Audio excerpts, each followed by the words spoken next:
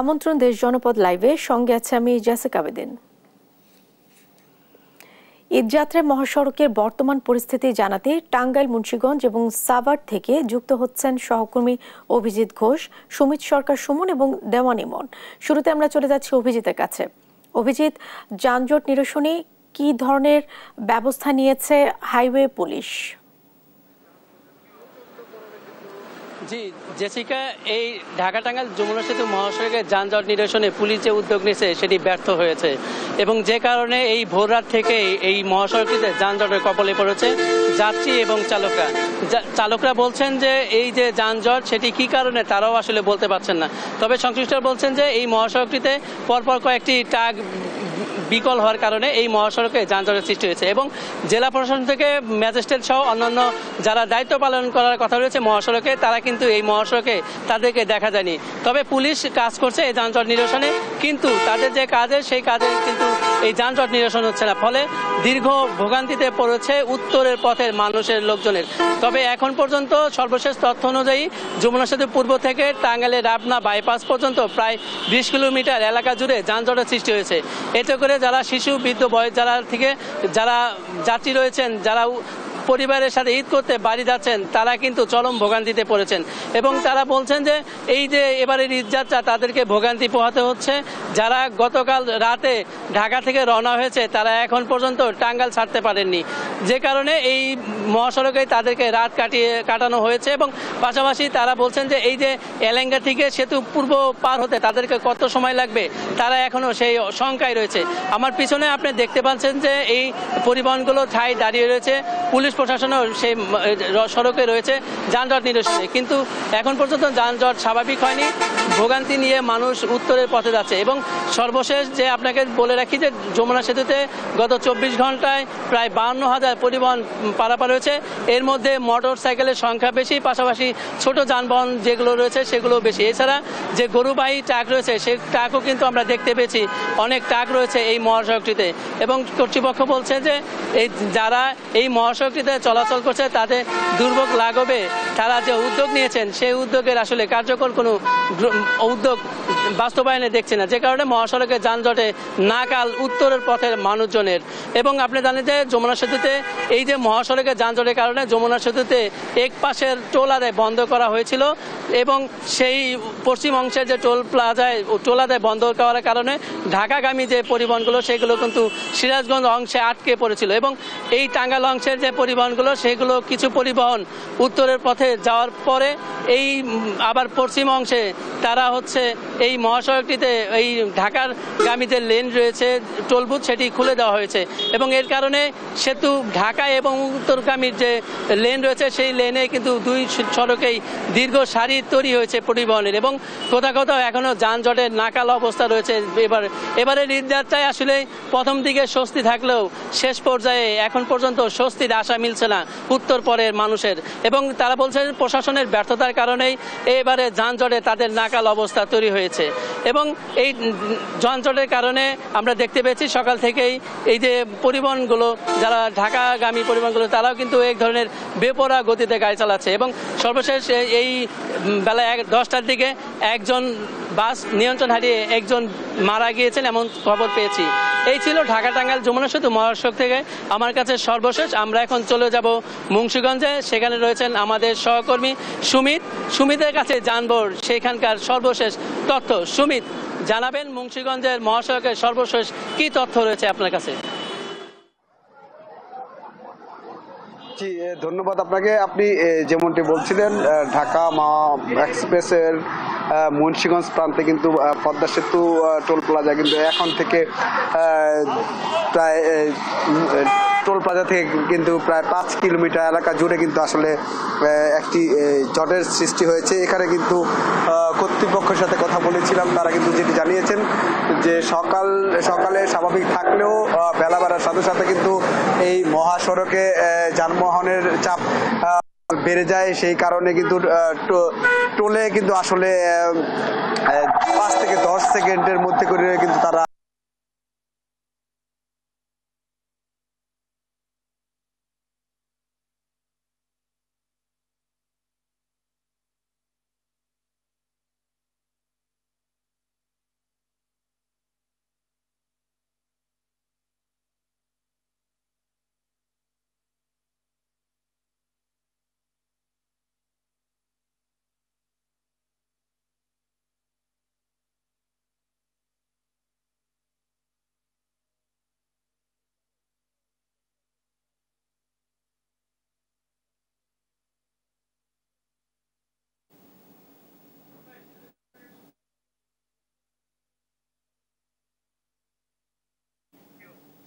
একই বিষয়ে জানাতে এবার আমরা চলে যাচ্ছি সাভারে, সেখানে রয়েছেন সহকর্মী দেওয়ান ইমন।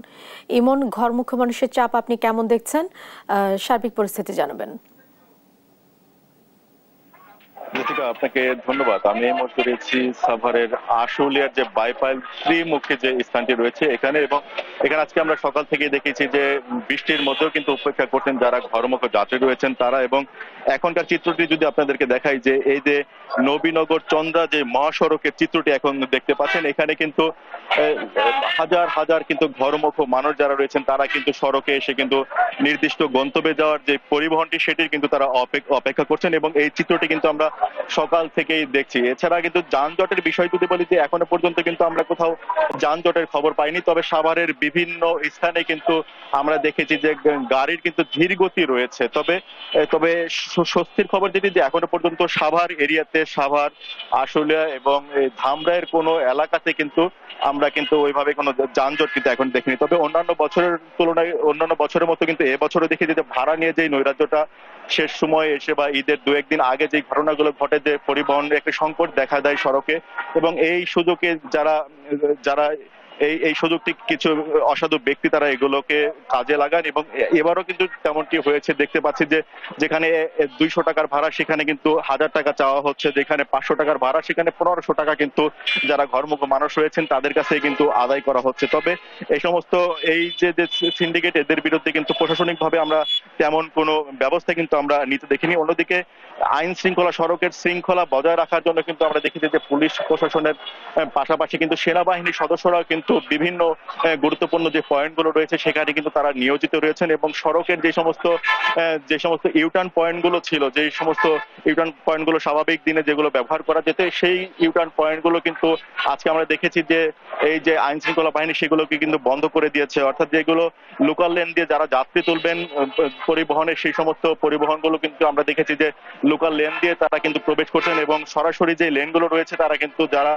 ইতিমধ্যে যাত্রী তুলেছেন তারা কিন্তু চলে যাচ্ছেন। অনেককে আমরা আবার দেখেছি যে এই যে পরিবহন সংকটের কারণে কিন্তু তারা তাদের নির্দিষ্ট গন্তব্যে ঘন্টার পর ঘন্টা অপেক্ষা করে না যেতে পেরে কিন্তু দেখছি যে পিক আপে করে এবং পশুবাহী যে সমস্ত ট্রাকগুলো কিন্তু রাজধানীতে প্রবেশ করছে, সেই সমস্ত ট্রাকেও কিন্তু আমরা অনেককে দেখছি যে তারা কিন্তু সেই সমস্ত সেই জীবনের ঝুঁকি নিয়ে কিন্তু অন্যান্য বছরের মতো এবারও কিন্তু তারা সেই জীবনের ঝুঁকি নিয়ে কিন্তু এই যে নারীর টানে তারা যে বাড়ি ফেরার যে উদ্দেশ্য তারা রওনা হয়েছেন। আমরা শিল্প পুলিশের সাথে কথা বলেছিলাম, শিল্প পুলিশ আমাদেরকে যেমনটি জানিয়েছেন যে গতকালকে কিন্তু সাভারের প্রায় 60% কলকারখানা ছুটি ঘোষণা করা হয়েছে, এবং বাকি যে সমস্ত কলকারখানাগুলো ছিল সেগুলো কিন্তু আজকে কিন্তু ধীরে ধীরে কিন্তু সেগুলো কিন্তু ছুটি হচ্ছে, এবং গতকালকে কিছু সংখ্যক লোক কিন্তু এই নগরী ছেড়ে কিন্তু তারা গ্রামে গিয়েছেন, এবং আজকেও কিন্তু সকাল থেকে দেখেছি যে আমরা যারা ঘরমুখী মানুষ রয়েছেন তারা কিন্তু এই সাভার, আশুলিয়া, নবীনগরের বিভিন্ন পয়েন্টে কিন্তু তারা এসে জমায়েত হয়েছেন, এবং তাদের যে গন্তব্যের উদ্দেশ্যে যে সমস্ত পরিবহন তাদের সেই এলাকায় যাবেন সেগুলোর কিন্তু তারা অপেক্ষা করছিলেন। সব নিয়ে বলা চলে যে এখনো পর্যন্ত যানজটের কোনো চিত্র কিন্তু আমরা এই সড়কে দেখিনি, তবে গাড়ির ধীরগতি রয়েছে। এবং দুর্ভোগের যে বিষয়টি সেটা হচ্ছে যে এখন কিন্তু গণপরিবহনও অনেকাংশে কমে এসেছে, যেহেতু অনেক গাড়ি কিন্তু ইতিমধ্যে কিন্তু এই শহর ছেড়ে গ্রামের উদ্দেশ্যে রওনা হয়েছে, সেই সমস্ত গাড়িগুলো কিন্তু এখনো ঢাকা এসে পৌঁছায়নি, যে কারণে কিন্তু কিছুটা পরিবহন সংকট দেখা দিয়েছে। তো এই ছিল আমার কাছে সাভারের সড়ক পরিস্থিতির সর্বশেষ খবর। ইস্তিকার। ইমন, আপনাকে ধন্যবাদ। দর্শক, ঈদযাত্রার মহাসড়কে বর্তমান চিত্র সম্পর্কে জানাচ্ছিলেন সহকর্মী দেওয়ান ইমন। অন্যদিকে দৌলতদিয়া, পাটুরিয়া ও আরিচা, কাজিরহাট নৌরুটে যাত্রী ও যানবাহনে ব্যাপক চাপ রয়েছে, তবে কোনো রকম ভোগান্তি ছাড়াই পার হচ্ছেন মানুষ। বিস্তারিত জানাতে সরাসরি যুক্ত হচ্ছেন সহকর্মী বিল্লাল হোসেন এবং আব্দুল আলিম। চলে যাচ্ছে আব্দুল আলিমের কাছে। আলিম, ঈদযাত্রায় হাইওয়ে পুলিশের তদারকি কেমন দেখছেন আপনি?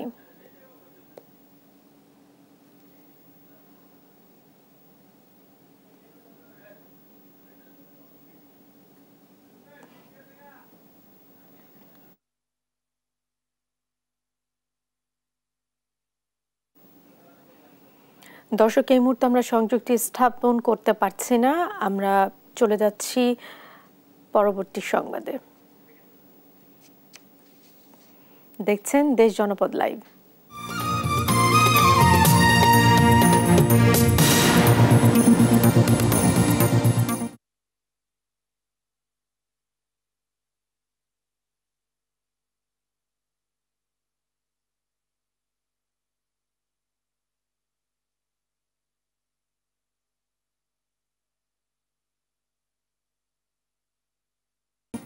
দেখছেন দেশ জনপদ লাইভ। আবারও ঈদ যাত্রার খবর।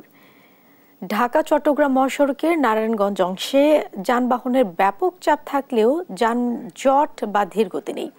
বিস্তারিত জানাতে নারায়ণগঞ্জ থেকে যুক্ত হচ্ছেন আমাদের সহকর্মী বিল্লাল হোসেন। বিল্লাল, ঈদ যাত্রায় হাইওয়ে পুলিশের তদারকি আপনি কেমন দেখছেন, কি বলছেন তারা?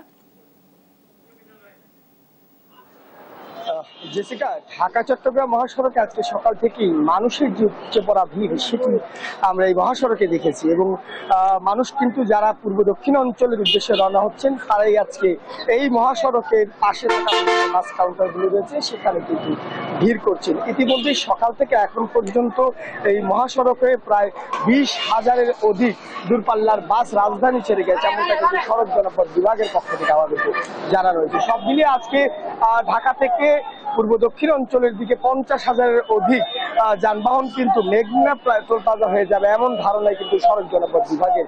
তবে যারা আসলে বাড়ির পথে রওনা হচ্ছেন তারা কিন্তু এই মহাসড়কের পাশে পরিবার পরিজন নিয়ে এখন অপেক্ষা করছেন কখন আসলে তাদের দূরপাল্লার যে যানবাহন সেটি আসবে এবং বাড়ির পথে রওনা হবেন। আমরা এই মুহূর্তে মহাসড়কের সাইনবোর্ড এলাকাতে আছি। একটু দেখাতে চাই যে মানুষের যে ভিড় এবং জটলা সেটি আসলে যতই সময় যাচ্ছে ততই কিন্তু বাড়ছে। তবে ঢাকা চট্টগ্রাম মহাসড়কের যে নারায়ণগঞ্জের অংশের 30 কিলোমিটার এলাকা রয়েছে, এই পুরো এলাকার মধ্যে কোথাও কোনো ধরনের যানজটের খবর কিন্তু এখনো পর্যন্ত পাওয়া যায়নি। মেঘনা টোল প্লাজা পর্যন্ত কোথাও যানজট নেই। তবে আজকে দূরপাল্লার যানবাহন এবং পশুবাহী বাড়তি যানবাহনের কারণে কয়েকটি পয়েন্টের মধ্যে একটু বাড়তি চাপ রয়েছে যানবাহনের, যদিও সেটি আসলে হাইওয়ে পুলিশের পক্ষ থেকে তারা জানিয়েছেন যে তারা কাজ করছেন দ্রুত সময়ের মধ্যে যাতে ঢাকা চট্টগ্রাম মহাসড়কে যান চলাচল স্বাভাবিকভাবেই চলাচল করে সেই লক্ষ্যটি ধরে। তবে ঢাকা সিলেট মহাসড়কের নারায়ণগঞ্জের অংশের 21 কিলোমিটার এলাকা রয়েছে, অর্থাৎ কাশপুর এবং যাত্রামুর এলাকা থেকে 2500 পুরিন্দা বাজার পর্যন্ত, এর মধ্যে কিন্তু বেশ কয়েকটি পয়েন্টে তারাবো বরাবো এসব এলাকাতে সড়কের ভাঙা হওয়ার কারণে বিভিন্ন পয়েন্টে কিন্তু যানবাহনগুলি ধীর গতিতে চলাচল করছে। এই সড়কটিতেই মূলত যাত্রীদের যে দুর্ভোগ সেটি কিন্তু তাদের পোহাতে হচ্ছে। অর্থাৎ এই কয়েকটি পয়েন্টে বেহাল দশার কারণে যেই রাস্তাটি 6 কিলোমিটারের রাস্তা, যেটি আসলে 5 মিনিট সময়ের মধ্যে এই এলাকা পার হওয়ার কথা, সেই জায়গাটি কিন্তু 1 ঘন্টা পেরিয়ে যাচ্ছে। তো এই হচ্ছে আসলে এই ঢাকা সিলেট মহাসড়কের অবস্থা। যারাই বাড়ির পথে রওনা হচ্ছেন তারা কিছুটা দুর্ভোগে পড়ছেন। তবে দুটি মহাসড়কে নির্বিঘ্নে যাতে মানুষ বাড়ি ফিরতে পারে সেই জন্য হাইওয়ে পুলিশে 11টি পয়েন্টে কাজ করছে। পাশাপাশি আজকে বেলা 12টা থেকে র্যাব 11 এই মহাসড়কের বেশ কয়েকটি জায়গাতে তারা তাদের ব্যারিকেড স্থাপন করবেন, বিভিন্ন জায়গাতে তারা টহল দিবেন, যাতে করে মহাসড়কে কোথাও কোনো ধরনের অপকর্ম কিংবা অপরাধ কেউ সংগঠিত করতে না পারে। চাঁদাবাজি, পশুবাহী যানবাহনগুলোর নিরাপত্তা সবকিছু মিলিয়ে মহাসড়কে আইন শৃঙ্খলা বাহিনী জোরদার করা হবে, এমনটা কিন্তু র্যাব 11-র পক্ষ থেকে আমাদেরকে জানানো হয়েছে। আর এর পাশাপাশি আমরা যাত্রীদের সঙ্গে কথা বলেছি, তারা যেটি জানিয়েছেন যে আজকে বাস কাউন্টারগুলোতে বাড়তি ভাড়া নেওয়া হচ্ছে, অর্থাৎ কুমিল্লার ভাড়া যেটি আসলে 150 থেকে 200 টাকা, সেই ভাড়া তারা প্রায় 1.5 গুণ নিচ্ছে এমন অভিযোগ কিন্তু যাত্রীদের। যদিও নারায়ণগঞ্জের জেলা প্রশাসক জাহিদুল ইসলাম জানিয়েছেন যে সাইনবোর্ড, কাঁচপুর এবং শিমগাল 3টি পয়েন্টে তারা দুপুর থেকে ভ্রাম্যমাণ আদালত পরিচালনা করবেন। জেসিকা, হচ্ছে আমার কাছে ঢাকা চট্টগ্রাম সিলেট মহাসড়কের সকাল থেকে এখন পর্যন্ত যে সার্বিক তথ্য। বিল্লাল, আপনাকে অসংখ্য ধন্যবাদ। দর্শক, নারায়ণগঞ্জ থেকে যুক্ত ছিলেন সহকর্মী বিল্লাল হোসেন। শেষ মুহূর্তে জমে উঠেছে কোরবানির পশুর হাট। বেচাকেনা আর দর কষাকষিতে ব্যস্ত সময় পার করছেন ক্রেতা বিক্রেতারা। এ নিয়ে আরো জানাতে এই মুহূর্তে রাজধানীর গাবতলী হাট থেকে যুক্ত হচ্ছেন সহকর্মী ফাহিম ইউসুফ। পঞ্চগড় থেকে রাশেদুজ্জামান বাবু এবং কক্সবাজার থেকে যুক্ত হচ্ছেন সহকর্মী আব্দুর রহমান। আমরা শুরুতেই চলে যাচ্ছি ফাহিম ইউসুফের কাছে। ফাহিম, আগের সংবাদে যেমনটি আপনি জানাচ্ছিলেন বৃষ্টির কারণে হাটগুলোতে ক্রেতার সংখ্যা কম, বৃষ্টি এখন কমেছে কিনা, ক্রেতার সংখ্যা বাড়ছে কিনা, বিস্তারিত তথ্য জানান। সকাল থেকেই গাবতলীর হাট কিন্তু অনেকটাই জমে উঠেছিল। এই মুহূর্তে বৃষ্টির কারণে অনেকটা স্থবির বলা যায়। রাজধানীর গাবতলীর হাট কিন্তু ঢাকার মধ্যে সবথেকে জনপ্রিয় হাটগুলোর মধ্যে একটি। এই মুহূর্তে যদি আমি দেখাতে চাই যে বৃষ্টির কারণে অনেকটাই স্থবির এই হাটের অবস্থা। সকাল থেকে যে সকল ক্রেতা দর্শনার্থীরা এখানে এসেছিলেন তারা অনেকেই কিন্তু এখন বিভিন্ন শেডে গিয়ে আশ্রয় নিয়েছেন। এই মুহূর্তে এখানে যে সকল ক্রেতা দর্শনার্থীরা আছেন তারা আমাদের যেটি জানান যে গত কয়েকদিনের তুলনায় আজ অনেকটাই যে দাম সেটি অনেকটা বৃদ্ধি পেয়েছে। গত 2 দিন আগেও যে গরুর দাম পেয়েছিলেন তারা তার থেকে অনেকটাই বৃদ্ধি পেয়েছে। এদিকে মিশ্র প্রতিক্রিয়া কিন্তু জানাচ্ছেন বিক্রেতারা বলছেন যে ক্রেতারা তেমন দাম দিচ্ছেন না গরুগুলোর জন্য এবং তাদের যে খরচ সেই খরচ তারা এখানে পোষাতে পারছেন না। এই মুহূর্তে এখানে আমরা কিছুক্ষণ আগে যে সকল বিক্রেতাদের সঙ্গে কথা বললাম তারা বলছিলেন যে ক্রেতা দর্শনার্থীরা এখানে এলেও এখানে ক্রেতার থেকে দর্শনার্থীর সংখ্যা বেশি, যার ফলে তাদের অনেকটাই কেনা বেচার যে কার্যক্রম এটি করতে অনেকটাই হিমশিম খেতে হচ্ছে। দর্শনার্থীরা অনেকে এখানে সোশ্যাল মিডিয়ায় ছবি দেওয়ার জন্য, ভিডিও কন্টেন্ট বানানোর জন্য অনেকে এখানে আসেন, যার ফলে তাদের যে বেচা কেনার যে স্বাভাবিক কাজ সেটি অনেকটা ব্যাহত হয়। এছাড়া বড় যে গরুগুলো রয়েছে সেগুলোর দাম তারা না পাওয়ার পাশাপাশি আরেকটি অভিযোগ জানাচ্ছিলেন যে বড় গরুগুলোর আসলে এখন বর্তমানে তেমন ক্রেতা পাওয়া যাচ্ছে না। অনেক খামারিরা যারা এখানে বড় গরুগুলো এনেছিলেন তাদের অনেকেই কিন্তু একটি গরু বিক্রি করতে পারেনি এখন পর্যন্ত। এছাড়া ছোট থেকে মাঝারি সাইজের যে গরুগুলো রয়েছে সেগুলোর চাহিদা কিন্তু বরাবরের মতোই অনেকটা বেশি এবং সেখানে কিন্তু ক্রেতা দর্শনার্থী অত বেশি না থাকলেও কিন্তু ওইখানে ওদের ছোট এবং মাঝারি সাইজের যে গরুগুলো সেগুলোর বিক্রি কিন্তু অনেকটা বেশি হচ্ছে এবং সেই মাঝারি সাইজের গরুগুলোর যে বর্তমান দাম সেটি নিয়ে অনেকটা সন্তুষ্টি জানান বিক্রেতারা। এদিকে ক্রেতাদের মধ্যে ছিল অনেকটাই মিশ্র প্রতিক্রিয়া। তারা কেউ বলছেন যে দাম না ছাড়ার ফলে যে দাম তারা চাচ্ছেন সেটির উপর অনড় থাকার কারণে কিন্তু তারা অনেকেই ছোট যে গরুগুলো রয়েছে সেগুলো কিনতে পারছেন না বা পুরো হাট ঘুরে দেখা লাগছে। এই ছিল এখানকার সার্বিক অবস্থায়। পাশাপাশি বৃষ্টির কারণে কিন্তু এই মুহূর্তে অনেকটা স্থবির, কারণ এখানে গরু হাটে যে বৃষ্টির পরবর্তী অবস্থায় এখানে অনেকটাই কাদা মাটি এবং বৃষ্টির পানিতে কিন্তু গরু রাখতেও অনেকটা হিমশিম খেতে হচ্ছে ব্যাপারীদের। তো এই ছিল রাজধানীর গাবতলীর গরুর হাট থেকে সর্বশেষ। এই মুহূর্তে আমরা চলে যাচ্ছি সহকর্মী রাশেদুজ্জামান বাবুর কাছে। পঞ্চগড়ের সেখানকার অবস্থা তিনি জানাবেন আমাদের। আপনাকে ধন্যবাদ। আসলে জানেন যে রাজধানী ঢাকা থেকে শুরু করে দেশের সর্বোত্তরের জেলা কিন্তু পঞ্চগড়। এই পঞ্চগড়ে কিন্তু বরাবরই কিন্তু আসলে এখানে দেশি গরু লালন পালন সেটি কিন্তু হয়ে থাকে। বিশেষ করে দেশীয় খাবার যেটা প্রাকৃতিক খাবার সেই খাবার দিয়ে কিন্তু এখানকার গরুগুলো লালন পালন করা হয়, এরকম একটি অবস্থা কিন্তু পঞ্চগড়ে। আজকে কিন্তু পঞ্চগড়ের রাজনগর যে হাটটি বর্তমানে রয়েছে আমি, এই হাটে কিন্তু আজকে শেষ দিন, অর্থাৎ আজকেই কিন্তু গরু কেনাকাটা শেষ দিন। আজকে অনেকেই যারা গরু কেনাকাটা করেননি তারা কিন্তু আসলে গরু কিনতে এসেছেন।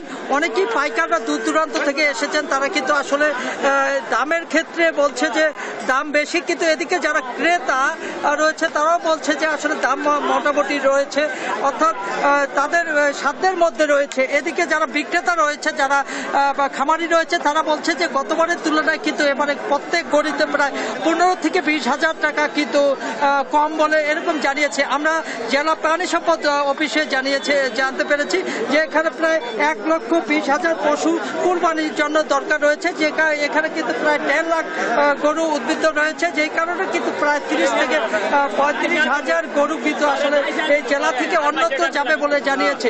এদিকে আমরা দেখেছি যে প্রশাসনের পক্ষ থেকে নিশ্চিত নিরাপত্তা রাখা হয়েছে, সার্বক্ষণিক কিন্তু আসলে সিসি ক্যামেরার আয়তায় কিন্তু রাখা হয়েছে এই হাটটি।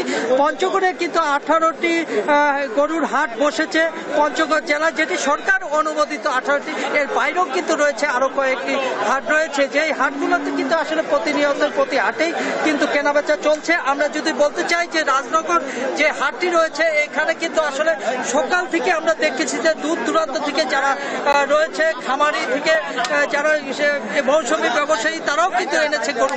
এই গরুগুলো বিক্রি করে কিন্তু তারা এই যে লাভের মুখ দেখছে, কিন্তু আসলে লাভ দূরের কথা, খামারিরা বলছে যে লোকসানেই পড়ছে এবারে।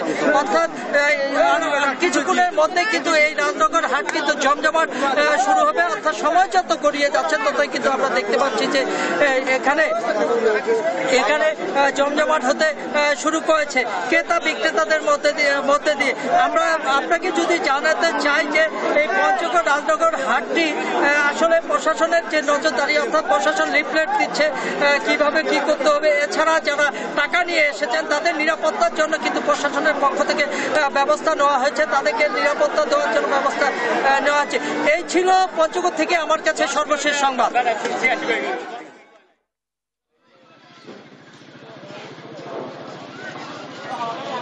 ধন্যবাদ বাবু। যেমনটি জানাচ্ছিলেন, কক্সবাজারের পর্যটন শহর, এখানে দক্ষিণের জেলা কক্সবাজারের পর্যটন শহরের যেই গরুর বাজারগুলো রয়েছে এগুলো অত্যন্ত গোছালো এবং অত্যন্ত বড় গরুগুলো এখানে রয়েছে। বিশেষ করে কক্সবাজার শহরের যে পৌরসভার যে একমাত্র হাটটি, সেখানে অনেক বড় বড় গরু এসেছে এবং গরুগুলোর চাহিদাও অনেক রয়েছে। বিশেষ করে কক্সবাজারের গরুর বাজারে যে দুটি বড় গরু এসেছে, এটা হলো সাদা মানিক আর কালো মানিক। গতকালকে থেকে এটি 22 মন ওজনে, প্রায় 840 কেজি ওজনের এই গরুটি এখানে অনেক দর্শক ক্রেতারা রয়েছে। তবে যদিও সন্ধ্যার দিকে দর্শকরা আসবে বলে বিক্রেতারা বলেছেন, যেহেতু সকালবেলা এখনো রয়েছে এবং আগামীকাল একটা দিন বাকি আছে, ঈদের দিন। এবং এই দিন যেহেতু কক্সবাজার যারা শহরে থাকে তাদের পশু কিনে রাখাটা খুব কঠিন অবস্থা হয়ে যায়, যার ফলশ্রুতিতে তারা আমাদেরকে যেটা জানিয়েছে, যারা এখনো গরু দেখতেছেন আজকে এবং আগামীকাল ফাইনালি তারা গরু কিনে জবাইয়ের জন্য কিনবেন বলে জানিয়েছে। এবং ক্রেতারা যেটি অভিযোগ করেছে সেটি হলো যে আসলে পৌরসভার যে বিক্রেতা হাটগুলো রয়েছে এখানে প্রচুর পরিমাণের যে হাসিল নেওয়া হয়, এটার জন্য ক্রেতাদের এবং বিক্রেতাদের কষ্ট হয় বলে তারা আমাদেরকে জানিয়েছেন। কিন্তু অন্যদের যারা বিক্রি করতে এসেছেন তারা বলেছেন যে এবারে ক্রেতার হাটে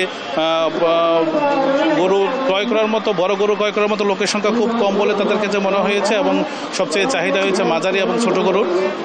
এবং এই গরুর বিশেষ করে আরেকটা খামারের একটা জায়গায় উৎসাহ প্রকাশ করতেন, সেটি হলো যে তারা বিজিবি যে আরকান বার্মিজ গরুগুলো যে জব্দ করেছে, এটাতে দেশীয় গরুর কিছুটা হলেও তারা মূল্য পাবে বলে এবং খামারিরাও আশা করেছেন। আর একটা বিষয় সেটা হলো যে গত কয়েকদিনে কক্সবাজারে 8-9 দিন টানা বৃষ্টি হওয়ার ফলে কক্সবাজারের বিভিন্ন জায়গায় যেই জলবদ্ধতা এবং বিভিন্ন কারণেও পশুর হাটগুলো বসতে একটু সমস্যা হয়েছিল জানিয়েছে। তবে এইবারে পশুর হাটে বিশেষ করে জেলা প্রশাসন এবং র্যাব পুলিশের যেই জাল টাকা এবং পকেট মার ধরা সহ বিভিন্ন ধরনের যেই অভিযানগুলো রয়েছে তারা এটাতে সন্তুষ্ট রয়েছে। বিশেষ করে প্রত্যেকটি হাটে পুলিশ এবং র্যাবের চেকপোস্ট রয়েছে এবং জাল টাকার ধরার জন্য মেশিন বসিয়েছে।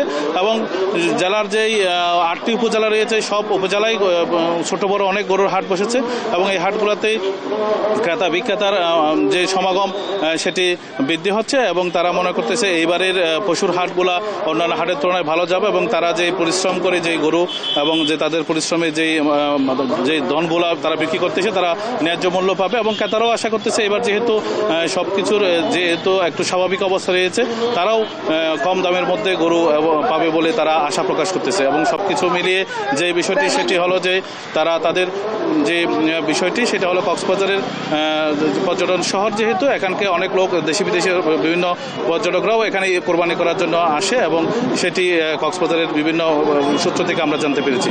এটি ছিল আমার কাছে সর্বশেষ। জেসিকা, আপনাদের ধন্যবাদ। দর্শক, কোরবানির পশুর হাটের সর্বশেষ পরিস্থিতি জানাচ্ছিলেন আমাদের সহকর্মীরা।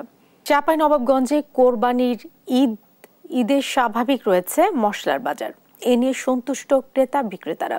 বিস্তারিত জানাতে যুক্ত হচ্ছেন আমাদের সহকর্মী তারেক রহমান। তারেক, মশলার দাম নিয়ে ক্রেতা বিক্রেতারা কি বলছেন? জি জেসিকা, ধন্যবাদ আপনাকে। আমি সকাল থেকে এসেছিলাম চাঁপাইনবাবগঞ্জের পুরাতন বাজারে। এখানে ক্রেতা বিক্রেতা এবং উভয়ের সঙ্গে আমরা কথা বলেছিলাম। তারা কিন্তু এবারে মশলার দাম নিয়ে সন্তুষ্টর কথা জানিয়েছে। তারা বলছে যে আর একদিন পরেই পবিত্র ঈদুল আজহা, এই ঈদুল আজহাকে কেন্দ্র করে কিন্তু প্রত্যেকটি ঘরে ঘরে কিন্তু মাংসের একটা আমেজ থাকে এবং প্রত্যেকটা ঘরে ঘরে কিন্তু মাংস রান্না হয়। এক্ষেত্রে কিন্তু মশলার কোনো বিকল্প নাই। আমরা একটু এখানকার একজন দোকানদারের সঙ্গে কথা বলতে চাই, তার কাছ থেকে জানবো আসলে মশলার দাম কেমন, যে একটু বলবেন। আলাইকুম। মশলার দাম মোটামুটি এখন স্বাভাবিক আছে, কমের দিকে আছে, ঊর্ধ্বগতি না, এবং কি মানুষজন স্বাচ্ছন্দ্যের মধ্যে কিনতে পারছে। এই তো মানে পেঁয়াজ, রসুন, আদা সবগুলোর দামই কম আছে তুলনামূলক, অন্যান্য বছরের তুলনায় বছর অনেকটাই কম। মানুষ স্বাচ্ছন্দ্যে কিনতে পারছে, কোনো আপত্তি করছে না কিনতে। এই তো ধন্যবাদ। জেসিকা, আপনি শুনছিলেন একজন দোকানদার আমাদেরকে জানাচ্ছিলেন এই চলতি মৌসুম এবার ঈদকে কেন্দ্র করে চাঁপাইনবাবগঞ্জে মশলার দাম একেবারে নাগালের মধ্যে রয়েছে। এখানে পেঁয়াজ বিক্রি হচ্ছে 50 টাকা কেজি, রসুন বিক্রি হচ্ছে 130 থেকে 140 টাকা কেজি, আদা বিক্রি হচ্ছে 120 টাকা কেজি, এবং কাঁচা মরিচ 40 থেকে 50 টাকা, হলুদ 300 টাকা, এবং গুঁড়া মরিচ 400 টাকা কেজি, জিরা 600 টাকা, এবং দারচিনি 500 থেকে 550 টাকা কেজি, এবং ধনিয়া গুঁড়া 160 টাকা, তেল 180 টাকা লিটার বিক্রি হচ্ছে আমাদের বলে আমাদেরকে দোকানদাররা জানিয়েছেন। আমরা শুধু চাঁপাইনবাবগঞ্জ না, চাঁপাইনবাবগঞ্জের বাইরে একেবারে মফস্বল পর্যায়ে কিন্তু আমরা কয়েকটি দোকানে খোঁজ খবর রাখছিলাম খুচরা এবং পাইকারি বাজারে। তারাও কিন্তু বলছিলেন পুরো জেলা জুড়ে কিন্তু এবার মশলার বাজার একেবারে নিয়ন্ত্রণের মধ্যে রয়েছে, এনে ক্রেতা বিক্রেতারা একেবারে সন্তুষ্ট রয়েছে। আপনি জানেন যেহেতু কাল একটা দিন পরেই পবিত্র ঈদুল আজহা, এই ঈদুল আজহাকে কেন্দ্র করে কিন্তু প্রত্যেকটি ঘরে ঘরে কিন্তু মাংস রান্না হবে। এতে কিন্তু দুস্থ থেকে শুরু করে একবারে ঊর্ধ্বতন যারা আছে আর কি সব শ্রেণী পেশার মানুষের বাড়িতেই কিন্তু মাংস রান্না হবে। সেক্ষেত্রে মশলার কিন্তু বিকল্প নেই। তারা কিন্তু এখন শেষ মুহূর্তে মশলার দোকানে এসে ভিড় করছেন এবং মশলা কিনে নিয়ে যাচ্ছেন। জেসিকা, এই ছিল আমার কাছে চাঁপাইনবাবগঞ্জ থেকে মশলার বাজার নিয়ে সর্বশেষ পরিস্থিতি। তারেক, আপনাকে ধন্যবাদ।